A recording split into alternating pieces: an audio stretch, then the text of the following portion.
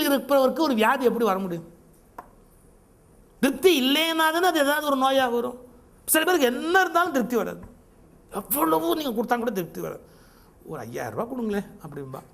சரி, ஒரு 5000 ரூபா கொடுத்த உடனே அப்படியே சொன்னது தான் கொடுப்பாங்களா? இதுன்னு சொன்னேன், ஏதோ 5000 சொன்னேன், முடிஞ்சால் நீங்கள் ஒரு 10,000 ரூபா கொடுத்துருக்கலாம்.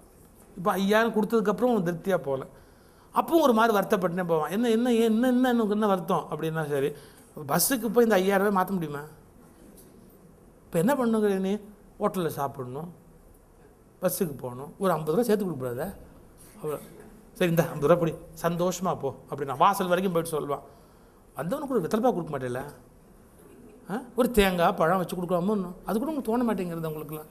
அதாவது 5000 கொடுத்தாலும் 50 ரூபா கொடுக்கலையான்னு கேட்டு, வெத்தலைப்பா கொடுக்கலையான்னு கேட்டு, நீ என்னென்ன கொடுக்கலேங்கிற சோகத்தோடையே தான் வெளியில் போவானே ஒழிய நீ என்னென்ன கொடுத்தேங்கிற லிஸ்ட்டோட போக மாட்டான். அது என்னன்னா, அது என்ன அந்த மைண்டுக்கு அப்படி ஒரு ஆச்சரியமும் தெரியல. உலகத்தில் தனக்கு எப்போவுமே ஒரு திருப்தி இல்லாமல் இருக்கு. நான் முன்னே ஒரு தடவை சொல்லியிருக்கேன். ஒரு நண்பர் என்னை சாப்பிட கூப்பிட்டு சொல்கிறார், நான் சாப்பிட போய் உட்காந்துருக்கேன், 5 லட்ச ரூபா நஷ்டம், 5 லட்ச ரூபா நஷ்டம், 5 லட்ச ரூபா நஷ்டம். 5 லட்சத்துக்காக நான் சாப்பிட போகிறேன்? சான்ஸே கிடையாது, சான்ஸே கிடையாது. எனக்கு ஒன்றுமே புரியல. நம்மளை கூப்பிட்டுருக்காரு சாப்பிட்றதுக்கு 5 லட்சம் நஷ்டம், 5 லட்சம் நஷ்டங்கிறாரு. இப்படி யோசிச்சுட்டே இருந்தேன். கொஞ்சம் நேரத்தில் என்னாச்சு, ஏதோ ஒரு ஃபோன் வந்தது, லேண்ட் ஃபோன். அதை எடுக்கிறதுக்காக போனார். உங்களுக்கு தெரியும், லேண்ட் ஃபோன் வந்தால் முன்னெல்லாம் எடுக்கிறதுக்கு உள்ளே ஓடுவோம், வெளியில் நின்றுட்டு இருந்தால் கூட. இந்த செல்ஃபோன் இதுக்கப்புறம் உள்ளே இருக்கிறவன் டவர் கிடைக்கலன்னு வெளியே ஓடுறோம். அது காலம் மாறிட்டுங்கிறதுக்கு இதான் அடையாளம். முன்னெல்லாம் ஃபோன் அடித்தா உள்ளே ஓடுவோம், இப்போலாம் ஃபோன் அடித்தா வெளியே ஓடுவோம். இவர் என்ன பண்ணார், ஃபோனை எடுக்கிறதுக்காக உள்ளே ஓடினார். அந்த ஃபோன் எடுக்கிறதுக்காக அப்படி உள்ளே போன போது அவருடைய ஒய்ஃப் அங்கேருந்து வந்தாங்க. முதல்ல ஃப்ரூட் ஜூஸ் கொண்டு வந்து வச்சாங்க. நான் அவங்க கேட்டேன், என்னம்மா நான் வந்ததுலேருந்து இவர் 5 லட்ச ரூபா நஷ்டம், 5 லட்ச ரூபா நஷ்டம், 5 லட்ச ரூபா நஷ்டங்கிறாரு, என்ன சமாஜ்? அது ஒரு பைத்தியம். தெளிவாக சொன்னாங்க. அந்த அது ஒரு பைத்தியம். என்ன, ஒரு வியாபாரம் பண்ணி அந்த வியாபாரத்தில் 25 லட்சம் லாபம் வரும்னு ஒர்க் அவுட் பண்ணியிருந்தார். 20 தாங்க வந்திருக்கு. இது லாபம். அவருக்கு அந்த வியாபாரத்தில் 25 லட்சம் வரும்னு கணக்கு போட்டு ஒர்க் அவுட் பண்ணி எல்லாம் பண்ணாருங்க. அதில் லாபம் 20 லட்சம் தாங்க வந்தது. அவருக்கு வந்த 20 லட்சத்தில் சந்தோஷமே இல்லைங்க. அந்த வராத 5 லட்சத்தில் அவர் மனசு ஒட்டிக்கிட்டு, அந்த 5 லட்சம் வரலையே, அதுவும் வந்திருக்கலாமே, அதுவும் வந்திருந்தா சரியாக இருந்திருக்குமே. எவ்வளோ கொடுமை பாருங்க. 10 பைசா. அப்போது பஸ்ஸுக்கு நல்ல ஞாபகம் இருக்கு, நான் ஸ்கூலுக்கு படிக்கும்போது 10 பைசா சார் டிக்கெட்டு, பஸ்ஸு டிக்கெட்டு. ஒரு பையன் தொலைச்சிட்டான் 10 பைசாவை. பஸ்ஸில் அழுதுகிட்டே இருந்தான். கண்டக்டர் பார்த்து, என்னடா உனக்கு அப்படின்னாரு. 10 பைசா தொலைச்சி விட்டேன், டிக்கெட் வாங்க முடியாது என்னால். அவ்வளோதானடா, டிக்கெட்டை கழிச்சாரு, வச்சுக்கிட கையில் கொடுத்தாரு. அப்பவும் அழுதான். ஏன், அந்த 10 பைசாவும் இருந்திருந்தா எப்படி பாருங்க. இவனை யாராவது என்னைக்காவது சந்தோஷப்படுத்த முடியுமா அந்த உலகத்தில்? நித்திய திருப்தா, எப்போதும் திருப்தியில் இருக்கிறவள், எப்போதும் திருப்தியில் இருக்கிறவள். அதெல்லாம் ரொம்ப முக்கியம். கல்கி ஒரு ஆர்டிக்கல் எழுதியிருந்தார். கல்கி அதாவது அந்த கங்கையில் போய் நதியில் பிண்டம் கொடுக்குறதுன்னு ஒரு பழக்கம் இருக்குது இல்லையா? அப்போ அந்த பண்டா அழைச்சிட்டு போகிறவங்க திருப்தின்னு சொல்லணும். சொன்னால் தான் பெரியவருடைய ஆத்மா சாந்தி அடையும் அப்படிங்கிறது, நம்ம குல முன்னோர்கள் ஆத்மா சாந்தி அடையும் அப்படிங்கிறது ஒரு தாத்பரியம். இந்த வீக்னஸை பயன்படுத்தினுட்டு சில பேர் திருப்தினே சொல்ல மாட்டாங்க. கல்கி எழுதுனது அப்படியே, நான் என்னுடைய கற்பனை கிடையாது, கல்கியோட கட்டுரை அது. அந்த நதியில் உட்காந்துன்னுட்டு தட்சணை கொடுத்துட்டே இருக்காங்க. அவர் திருப்தியா அப்படின்னு கேட்டால் திருப்தின்னு சொல்ல மாட்டேங்கிறார். கல்கி அந்த கட்டுரை முடிச்சார். எனக்கு என்னவோ அவரை அப்படியே கங்கையில் தள்ளினால்தான் பெரியவர்கள் ஆத்மா சாந்தி அடையும் என்று தோன்றுகிறது. எவ்வளோ கடுமையான வார்த்தை பாருங்க. இல்லைன்னா அவர் ஆத்மா சுலபத்தில் சாந்தி அடையாது போல. அதாவது ஒரு எக்ஸ்ப்ளாய்டேஷன் ஒரு லெவலில் பண்ணக்கூடாது. நித்திய திருப்தா, அதாவது சுலபத்தில் திருப்தி அடைகிறவனே பிராமணன் தான் இலக்கணமே. மிக சுலபத்தில் திருப்தி யாருக்கு வருகிறதோ அவனே பிராமணன் அப்படின்னு இலக்கணம் எழுதி வச்சிருக்கா. நீங்கள் மற்ற வைசியருக்கு எப்படி சார் திருப்தி வர முடியும்? கோடி கோடியாக சம்பாதிச்சாலும் திருப்தி வராது. சத்திரியனுக்கு எப்படி திருப்தி வர முடியும்? எத்தனை நாடு பிடிச்சாலும் இன்னும் பிடிக்கணும் அப்படிங்கிற எண்ணம் இருந்துகிட்டே இருக்கும். தாமச குணமுடைய வர்ணத்தவருக்கு எப்படி திருப்தி வர முடியும்? எவ்வளோ இருந்தாலும் அவங்களுக்கு திருப்திங்கிறது வர முடியாது. சத்துவ குணமுடையவனுக்கு தான் சுலபத்தில் திருப்தி வரும். அப்படிங்கிறதுக்காக தான் தானம் பண்ணிட்டு அவள் திருப்தின்னு சொன்னால் அந்த யஜ்யம் முடிஞ்சு போச்சு. அதுக்கு ஒரு பெருமை வைத்தார். அந்த திருப்தி சுலபத்தில் அடையக்கூடிய பண்பு தான் தெய்வத்தன்மை. சுலபத்தில் திருப்தி அடையுதல். எவ்வளவு இருந்தாலும் எனக்கு திருப்தி அடையாது அப்படின்னு சொன்னால் அது அசுர குணம். அது அசுர குணத்தை நோக்கி நம்மளை இட்டுக்கொண்டு போய் விடுகிறது என்று பொருள். அம்பாவுடைய லட்சணம் என்ன? நித்திய திருப்தா, எப்பவும் திருப்தியாக இருக்கிறவ. சில பேரை பார்த்துட்டே இருக்கலாம், பேசினா பேசிகிட்டே இருக்கலாம். என்னன்னா சௌக்கியமாக இருக்கு, நல்லா இருக்கு. அவருக்கு உடம்புல கூட வியாதி இருக்கலாம், கஷ்டம் இருக்கலாம், எத்தனையோ இருக்கலாம். ஆனால் சில பேர் எப்படி இருக்கேன்னு கேட்டுட்டோன்னு இருங்கோ அப்படி ப்ரிஸ்கிரிப்ஷன்லாம் தேடி கொடுப்பாங்க. இது இப்போ தான் சாப்பிட்றது, இது பாருங்க சாப்பிட்றோம். இது வந்து 3 ஜென்ரேஷனாக சாப்பிட்றேன். எங்கள் தாத்தா சாப்பிட்றாரு, நான் சாப்பிட்றேன். என்ன போங்க என்ன அப்படி எப்படி இருக்கேன்னு நம்ம கேட்டதுக்கு ஒரு ஃபைலையே கொடுத்துட்றா சில. அவளுக்கு எப்பப்போ இசிஜி எடுத்தது, எப்பப்போ என்னென்ன ஆச்சு எல்லாத்தையும் நம்ம அப்புறம் ஒன்றும் இல்லாமல் பட வேண்டியது தான் அது ஒரு கேள்விக்கு. ஆனால் சில பேர் எப்படின்னா எவ்வளவோ கஷ்டங்களை மனசில் வச்சுருப்பார்கள், துளி கூட வெளிக்காட்ட மாட்டேன். சரி இதெல்லாம் லைஃப்பில் சகஜம் அப்படின்னு திருப்தியாக இருக்கிறது, நித்திய திருப்தா.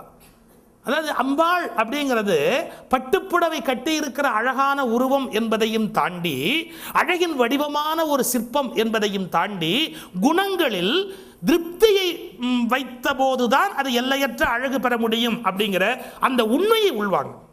எவன் திருப்தி அடைகிறானோ அவன் பூரணமான அம்பிகை பக்தன் ஆகிறான். எவன் அதிருப்தி அடைகிறானோ அவன் அம்பிகையின் வரத்தை பெறவில்லை. நித்திய திருப்தா. இப்படி குணங்கள் நலன்கள் அது இன்னொரு பக்கம். இன்னொரு பக்கம் ரொம்ப பெரிய சயின்ஸ். எப்படின்னா ஒரு மனிதன் எப்படி தெய்வ நிலை எய்துகிறான் அப்படின்னு சொல்கிறதுக்கு இப்போ எல்லா கிளாஸஸ்லேயும் வந்து பலவிதமான இன்ஸ்டிடியூஷன்ஸில் இப்போ கிளாஸஸ் நடத்துகிறாங்க. குண்டலினி அப்படிங்கிற ஒரு மூலாதாரத்தில் இருக்கிற ஒரு ஆற்றல், அந்த ஆற்றல் வந்து அப்படியே மேலே வந்து சகஸ்ர இந்த உச்சிக்கு வந்து மேலே சேர்ந்துடுத்துன்னு சொன்னால் அவர்கள் இறைநிலை அடைகிறார்கள் அப்படிங்கிறது ஒரு நியாயமான கொள்கை கோட்பாடு. குண்டலினியை பாம்பு அப்படின்னா, குண்டலினியை பொதுவாக பாம்புன்னு வர்ணிக்கிற வழக்கம்.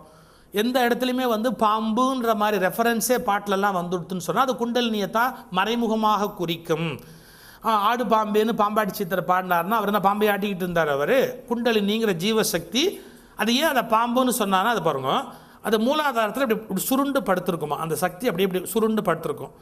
அது புறப்பட்டு மேலே வரும்போது எப்படா வரும்னா பாம்பு அப்படி சீர்னா எப்படியே வரும், ஸ்ட்ரைட்டாக சரையல்னு அப்படி எழுந்திருக்கும். இப்படி படுத்திருக்கிற பாம்பு எழுந்திருக்கிறதுனா இப்படிலாம் மெதுவாலாம் அப்படின்றப்ப நம்பாள் படுக்கையிலேருந்து எந்த 2 கையை வச்சு இந்த கையை வச்சு நீ அந்த பக்கம் காலைப்பிடி இந்த பக்கம் கையப்பிடி, அதெல்லாம் பாம்புக்கு கிடையாது. என்னென்னா இப்படி படுத்திருக்கும், சரையல்னு இப்படியே எழுந்திருக்கும், ஸ்ட்ரைட்டாக அப்படியே எழுந்திருக்கும்.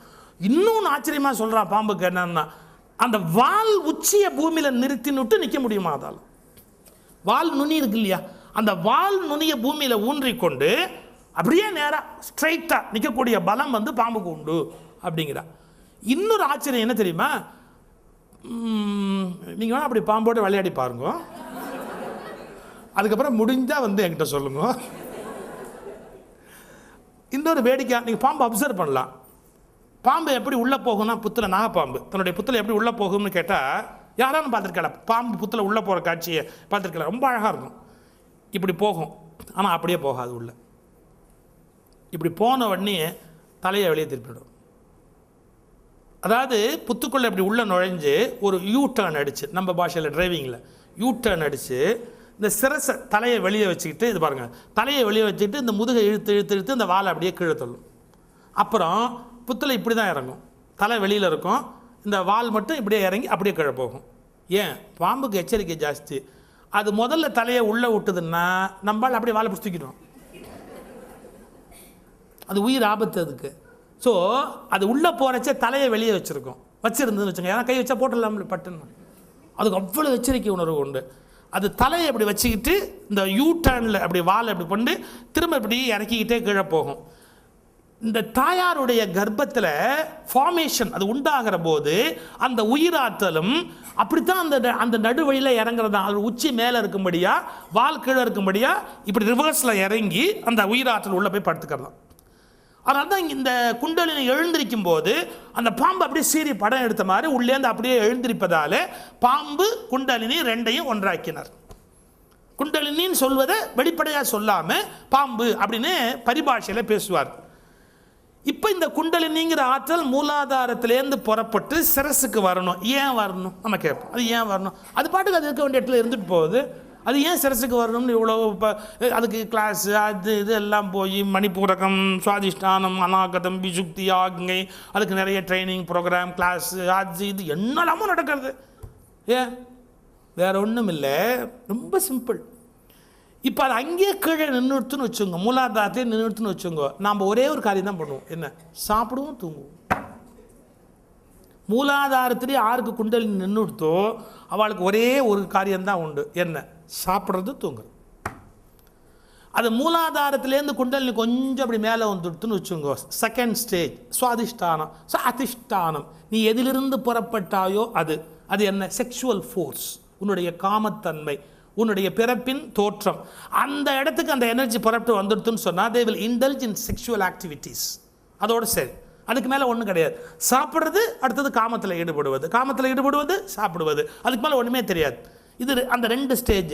அதையும் தாண்டி அந்த குண்டலினி அதுலேருந்து புறப்பட்டு மணிப்பூரகம் அப்படிங்கிற 3வது ஸ்டேஜுக்கு வந்து கொடுத்துறா. அப்படி வந்தால் தான் அது இது மாதிரி உபன்யாசத்துக்கே வரும். ஏன் அப்படின்னா, என்ன சொல்கிறா? பிறப்பு இறப்பாமே, என்னமோ ஆத்மாவாமே, மனுஷன் வந்து உடம்பு இல்லையாமே, ஏதோ ஆன்மா தான் மனுஷனாமே, என்னமோ ஒரு டவுட் அதுக்கு வந்துடும். நாம் திங்கிறதுக்கும் தூங்குறதுக்கும் இந்த இனவிருத்தி பண்ணுறதுக்கு மட்டும் பிறக்கலை. இந்த உலகத்தில் அந்த மாதிரி மிருகம் கூட செய்கிறது, ஆடு மாடு கூட செய்கிறது, நாய் நரி கூட செய்கிறது. எனக்கு அதுக்கு ஏதோ ஒரு வித்தியாசம் இருக்குது, எனக்குள்ளே வேறு என்னமோ ஒன்று இருக்குது, அந்த நாய் நரியிலேருந்து நான் எங்கே வேறுபடுறேங்கிறத கண்டுபிடிக்கணும் அப்படின்னு தோணிடுத்துனா குண்டல் என்ன ஆகுது? மூலாதார சுவாதிஷ்டானத்தை விட்டுவிட்டு மணிப்பூரகத்துக்கு வந்துடுறது. மணிப்பூரகத்துக்கு வந்த உடனே இந்த தாட் வந்துடுறது அவளுக்கு. சரி, அதுக்கப்புறம் அங்கேருந்து புறப்பட்டு அநாகதம் போயிட்டுன்னு வச்சுங்க, குண்டலினி அங்கேருந்து 4th ஸ்டேஜ் சக்கரா அநாகதம்ங்கிற ஸ்டேஜுக்கு வந்து விடுத்துன்னு சொன்னால் என்னன்னா, இது உபன்யாசத்துக்கு இது மட்டும் வராது, பக்கத்துல கூட்டுன்னு வரும். நீங்களும் வாங்கலே. எதுக்கு அப்படின்னா, ரொம்ப நல்லா இருக்கு கேட்கலாம், கேட்டால் ரொம்ப உபயோகமாக இருக்கும். ஏன்? தான் பெற்ற இன்பம் பெருக வையகம். The love towards the entire society, entire உலகத்தை நேசிக்கிற ஒரு குணம் வரும். ஐயோ இன்றைக்கி அவன் சாப்பிட்லையாமே, யாராத்துலேயும் யாரோ சாப்பிட்லன்னா இவங்க மனசு கிடந்து கஷ்டப்படும்.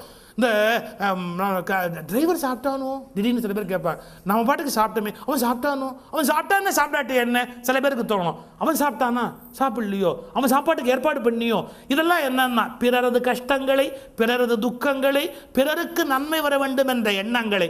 அநாகதம்ங்கிறது என்ன? ஹிருதய சக்கரம். இருதயத்துக்கு உங்கள் குண்டலினி வந்து விட்டால் உங்களால் பிறரிடத்தில் அன்பு செலுத்தாமல் இருக்க முடியாது.